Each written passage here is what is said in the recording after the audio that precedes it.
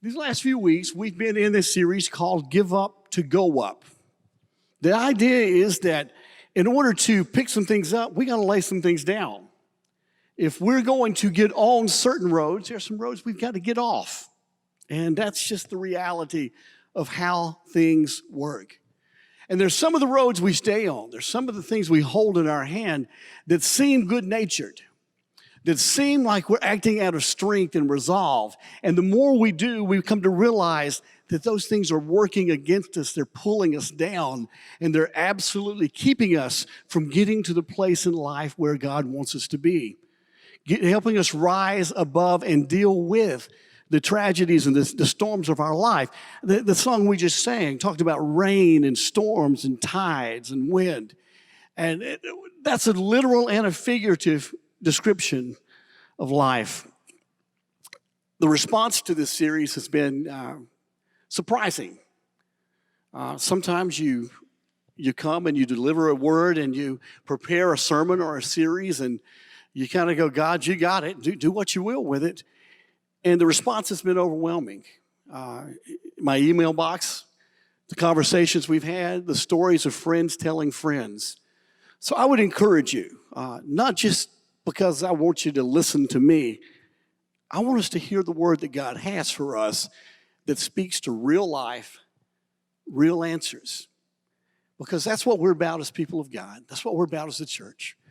We are fellow strugglers bound together, learning what we need to give up, learning what we need to hold on to, learning how to go forward together. So as we think about last week, we talked about the fallacy of holding on to hurt and what happens when we try to do that. And as John said earlier, it's a formula that does work for us. It is the admitting that we've been hurt, the admitting that we are struggling, that we are weak, and we should not be exempt from that as people of faith, no matter what some prosperity gospel people will tell you. Understanding that is part of our life, but we also find the strength to endure. That the God of the universe comes and stands beside us, and He gives us His strength and His resolve, His power. We learn to release those hurts, to turn them loose to God, say, do something with them. And the things that He will do with them are amazing in that He will reach into our lives and change us. And then as He redeems our hurt, He uses those hurts to reach beyond us to other people in need. Grief's highest vocation is in reaching out and providing comfort to fellow strugglers, fellow grievers, brothers and sisters that are hurt. That's the foundation we're going to build today's message on. Today's message, we're talking about what happens when we stubbornly stay stuck. Now, getting stuck is never fun, is it? Where I grew up, getting stuck meant you were driving down a country road, a dirt road that had rained and the mud came up and you slid. And if you've been there, you've done that. You took your car someplace you shouldn't have and you were stuck there. So we learned all of the secrets to that. Now, my secret was easy because my first car was a 1963 Volkswagen Beetle. It weighed about 300 pounds and it would have fit in the drum cage right over there. And so if I got stuck, I just called three of my friends and we picked it up and set it aside and I drove on. You know, it's that easy. But we learned the secrets of how you give it just enough gas and how you don't give it too much so you spin, and how to come into to put chocks in the way or put some wood there to get some ground and move ahead. We learned those secrets. If all that fails, is you call a buddy with a pickup truck and a winch and let him pull you out. Now, when I moved to St. Petersburg, y'all know I haven't been stuck in the mud one time in St. Petersburg? You know why that is? There ain't no mud in St. Petersburg. But we do have sand, and we do have water that fills streets, including the street I live on. It usually stops about a block from Jim and I, where we both live. And a few weeks ago, cars were getting stuck right there. In fact, there was one that it was a happening Mercedes-Benz. And it was about wheel deep in water right there on Appian Way. I mean, just not too far down from my friend the Russell's house. And I walked over just to kind of be the curious person looking, and I got there just as the husband of the woman who had stalled the Mercedes in the water got there, and I just stepped back. And the brother was gracious as he could have been. But that getting stuck means a whole different thing when you live here. But in life, we get stuck. We get stuck in a place and we can't seem to get beyond it. And here's what, we think about what that looks like for us. John spoke earlier of the habits and the hang-ups and the hurts that come with that. And you see, there's no shame in being stuck. In fact, there's really, in many ways, not even a real problem in being stuck. Getting stuck is an annoyance that can turn into a problem, but staying stuck is a problem that can turn a life into a life-threatening crisis. Life-threatening in the sense that being stuck makes it impossible for us to experience the life that God desires for you and for me to have. You see, the problem is not getting stuck. The problem is staying stuck. The problem is staying in those habits that hurt us. We're not going to talk about that much this morning. Let's save that for next week. But I do want to talk about the hang-ups and the hurts of life and how God reaches into lives that find themselves with hurt that has come to us by things that have happened to us or through great loss, to find that it is, if we're not careful when we're stuck, we can let our life be defined and dominated by the things that get us stuck. Okay? It dominates us. It's like it's got power over us, and it's defined. That's what we're known for, and that's what we're known about. You've known folks like that if you were asked to describe them, you would talk about something that they were stuck with and felt afflicted with. This morning, look with me to John's Gospel, chapter 5. I love how stories of the Bible speak right into real life, real answers. This is the healing at the pool in John 5. Sometime later, Jesus went up to Jerusalem for a feast of the Jews. Now, there in Jerusalem, near the sheep gate, that's a place that's still there. If you go to Jerusalem today, you'll find that gate. I've been through it. By the sheep gate, there's a pool, which in Aramaic is called Bethesda. It means house of healing, literally. Bethesda, and it was surrounded by 5 covered colonnades. And here a great number of disabled people used to lie. The blind and the lame and the paralyzed. Get the picture. One who was there had been an invalid for 38 years. And when Jesus saw him lying there and he learned that he had been in his condition for a long time, he asked him, "Do you want to be well?" "Sir," the invalid replied, "I have no one to help me in the pool. When the water is stirred while I am trying to get in, someone else goes down ahead of me." Then Jesus said to him, "Get up, pick up your mat, and walk." And at once the man was cured. He picked up his mat and he walked. Folks, there is more in this story than just a healing. There is more in there than we can wrap our arms around. As we roll through that, we get the picture. Here are folks who know they are hurt. They know they are troubled. They know they are limited in their lives.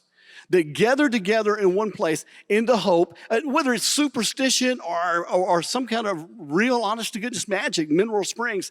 There was this belief that as this spring-fed pool would bubble, that if you got into it, you would be healed of whatever came. Can you imagine walking up and just picture the people who were there? What a lot it would have looked like to wander through all of those.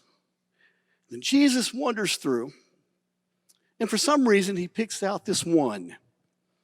He picks out this one, and he asks him the odd question, "Do you want to be well?" What do you want? And in another place, he asked people, do you really want to be well? And he says to him here in those words, I wish I had the video of that, because my curiosity goes to this place. What was Jesus' inflection when he asked that question? Is it, do you want to be well? Do you want to be well? Was it a casual? You want to be well? Was it, do you really want to be well? You see, Jesus asked some very strange questions. Sometimes we have to know the inflection and the context behind the question. When I get there, that's on my list of the top 35 things I think I'll ask him just to know. But he healed this man. And this man that he healed was probably the least willing and the least grateful person that Jesus ever touched and changed. I suppose and I suspect that Jesus could have made a better choice than that. Why in the world did he pick him out when there were all these others? You know, I kind of think sometimes that grace ought to be like a scholarship committee, you know?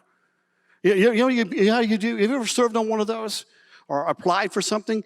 You get in there because what you want to do is you want to find the most worthy, the most deserving prospect, the student with the most potential, and we'll pour our resources on them.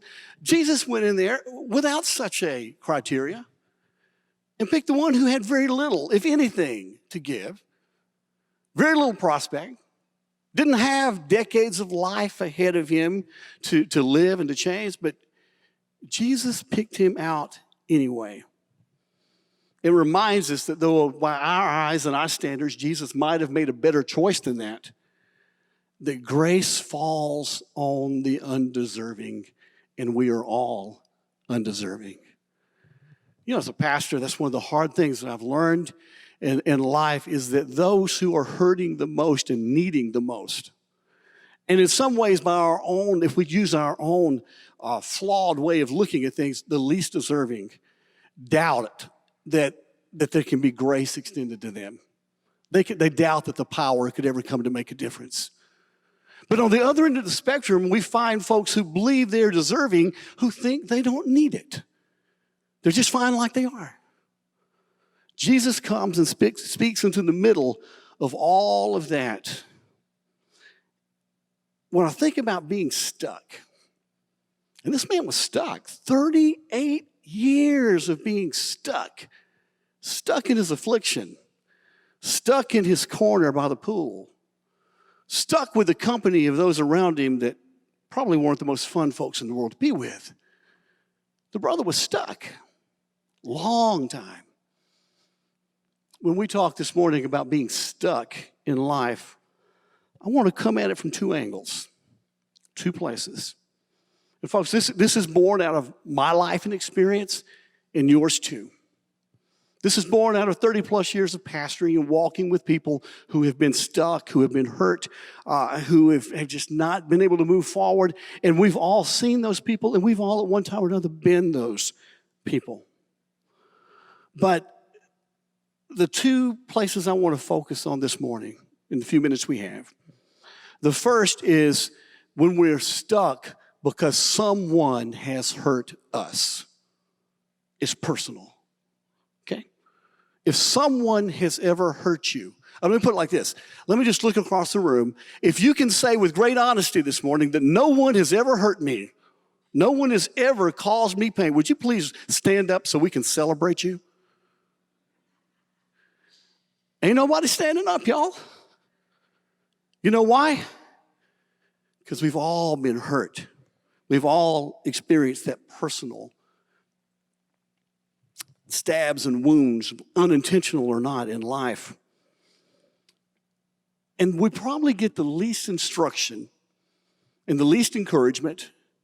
And it's just not in our intuitive instincts to know how to respond to that in a way that is healing, that keeps us or gets us unstuck. You see, unforgiveness, it's a habit of being tortured long after the torturer is gone. Let me say that. Unforgiveness is a habit of being tortured long after the torturer is gone. Let me go ahead and tell you something this morning that you probably already know. The person who hurt you is not thinking about you today. You've never crossed their mind. You might not have crossed their mind when they did it. They may not care. But if you spend every day of your life seething and hurting and resentful because of what's been done and you can't move past it, then they are living rent-free in your life. And we don't want to do that. A lot more I could say about that this morning. But suffice to say is that the great challenge that we have in the charge is to be people who are forgiving. I think one of the reasons that we don't forgive is because we have a misunderstanding of what it is. You see, forgiveness is not forgetting. Forgiveness is not forgetting. It's one thing to be aware and to be wary of someone. Sometimes that's important. It's something else altogether to hate and resent and to harbor those feelings and to harbor the resentment that comes with not forgiving. Ends up in a life of bitterness. If I ask you to put a face with the word bitter, I guarantee you every single one of you could do it in a half a second because you know those souls. You know those people.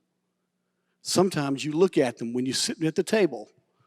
Sometimes you drive past them, and sometimes you see them in the mirror. Am I right? You see, forgiveness is not forgetting. It's not saying that the other person was right.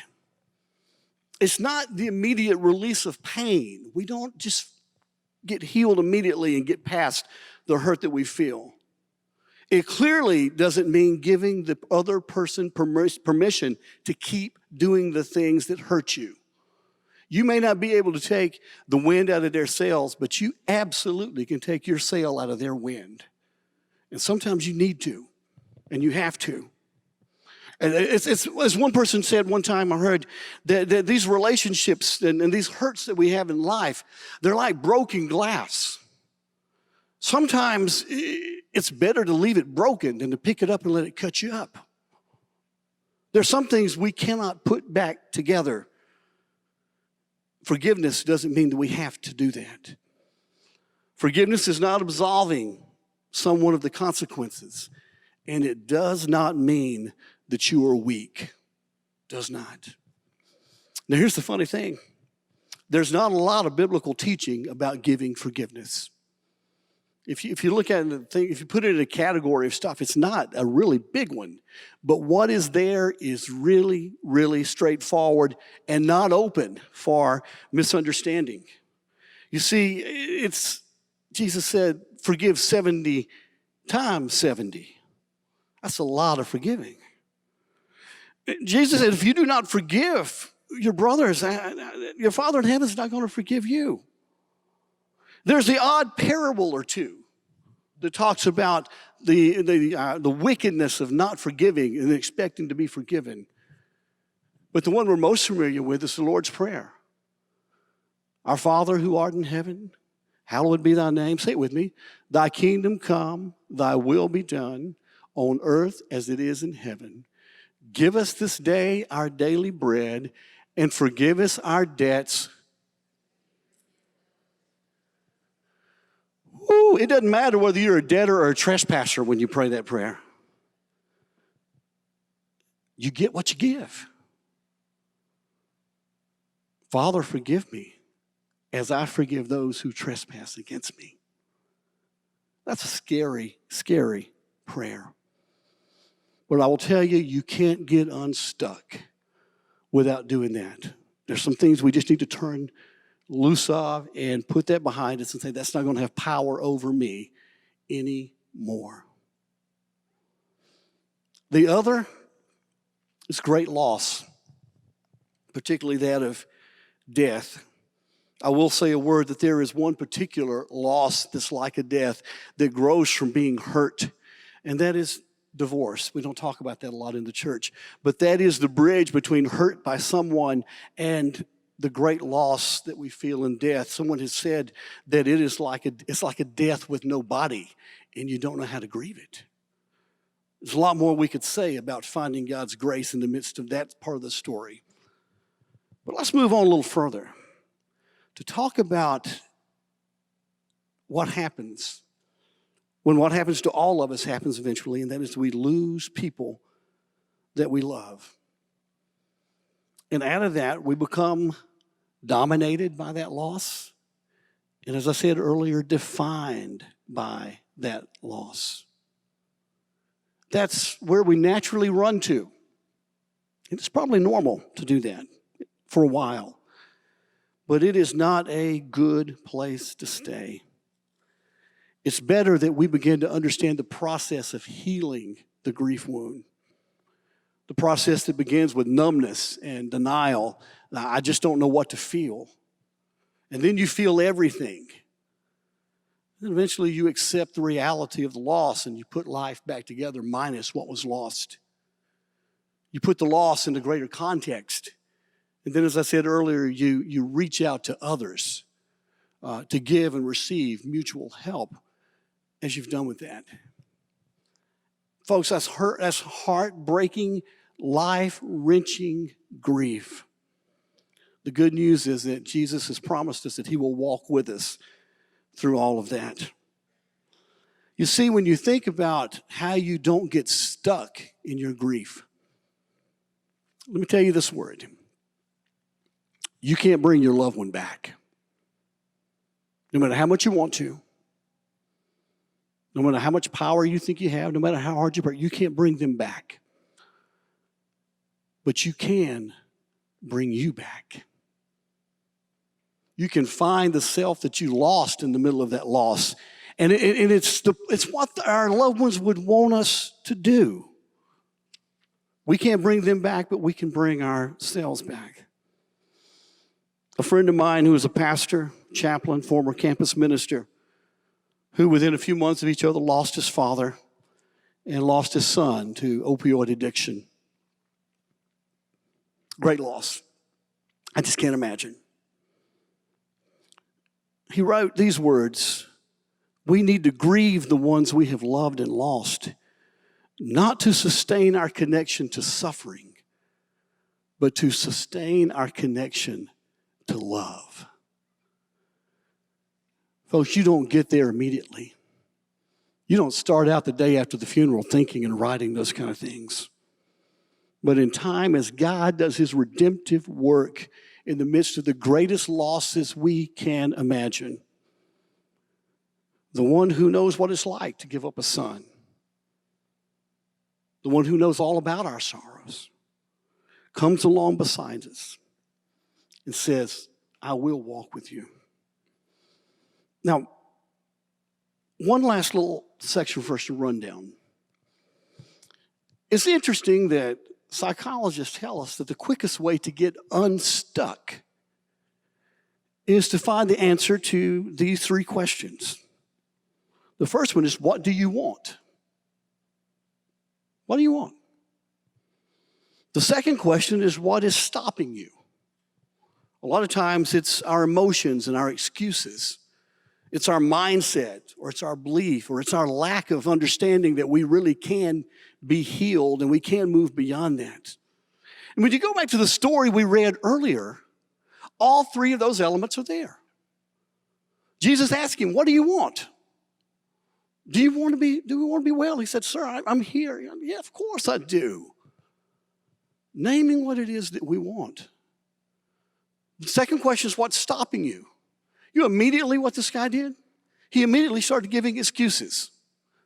The water's troubled and I can't walk, and somebody gets here before I do, and I can't find anybody to help me, and it just kind of rolls on and on and on.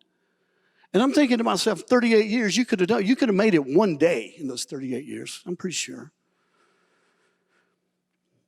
What's stopping you? And then what do you need to do right now? Jesus said, "Take up your mat and walk." And he did. That was what he had to do now. So I want you this morning to think about the place in life where you might find yourself stuck.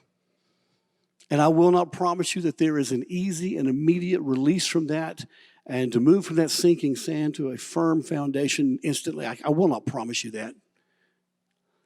But I will promise you this, that if you take that hurt and if you take that hang up and you give it to God and say, Lord, do something with it redemptive.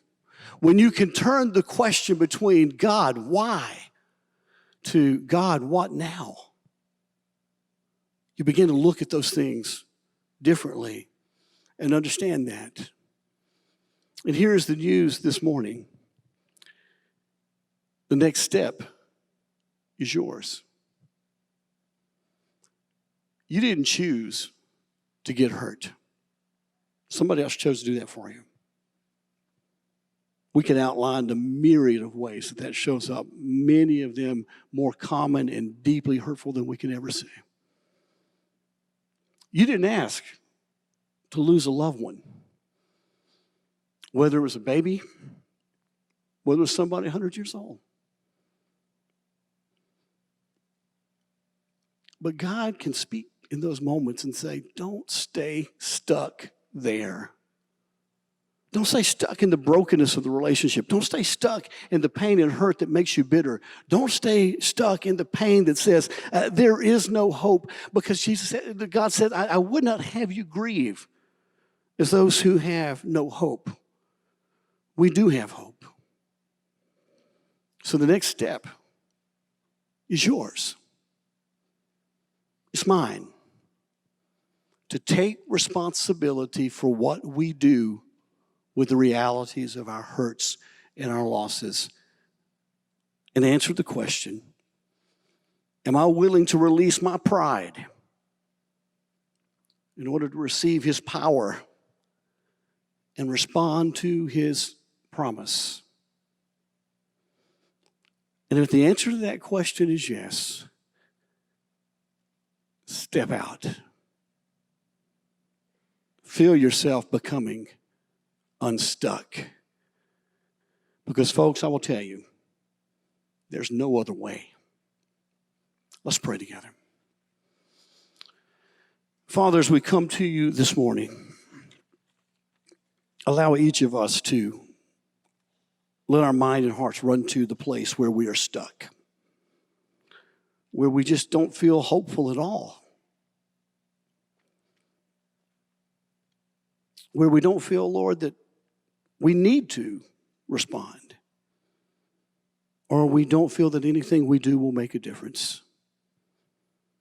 Help us, Lord, to understand that process, that you enter in with us as we acknowledge our hurt and ask for healing, to be honest about the things that have kept us from that,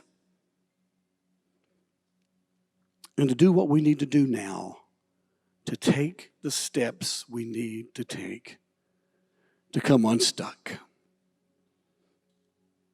In your strong name we pray. Amen. We're going to sing, Great is Thy Faithfulness, O God our Father. As we do, sing it from your heart. Sing it as a testimony of your faith in the one who has come to do that. And if God leads you, this altar is open.